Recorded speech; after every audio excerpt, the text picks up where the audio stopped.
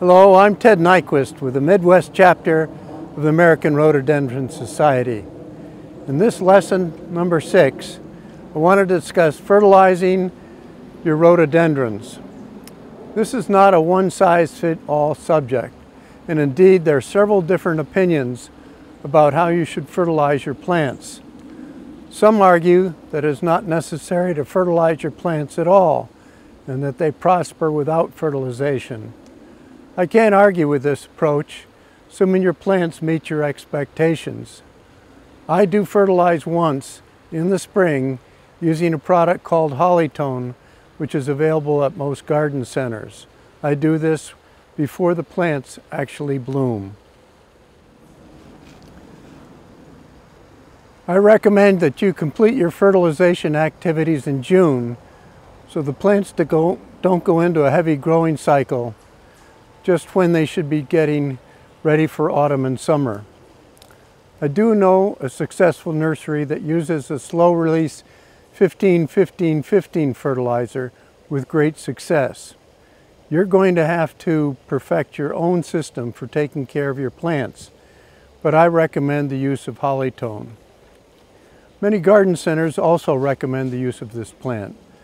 Some gardeners fertilize more often and do it once again in the spring after the plants have finished blooming. But I've just stuck with the one time a year type of fertilization. After I spread my Hollytone according to the manufacturer's recommendations, I do recommend raking the fertilizer into the top portion of the soil, being careful not to damage the root structure.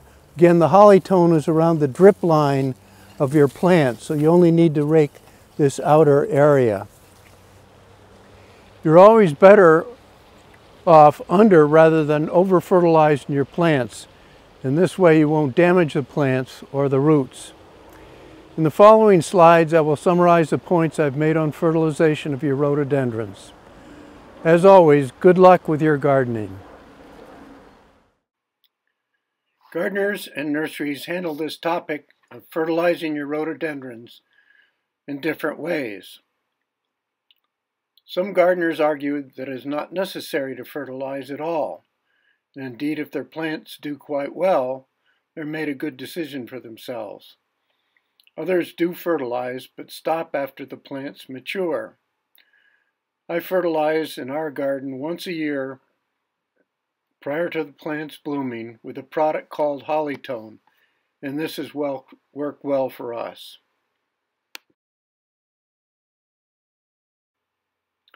Some gardeners fertilize twice a year, once before the plants bloom and a second time just after they bloom. Make sure you do finish fertilizing in June. You don't want to fertilize when the plants have stopped growing in late summer in the fall and are getting ready for winter.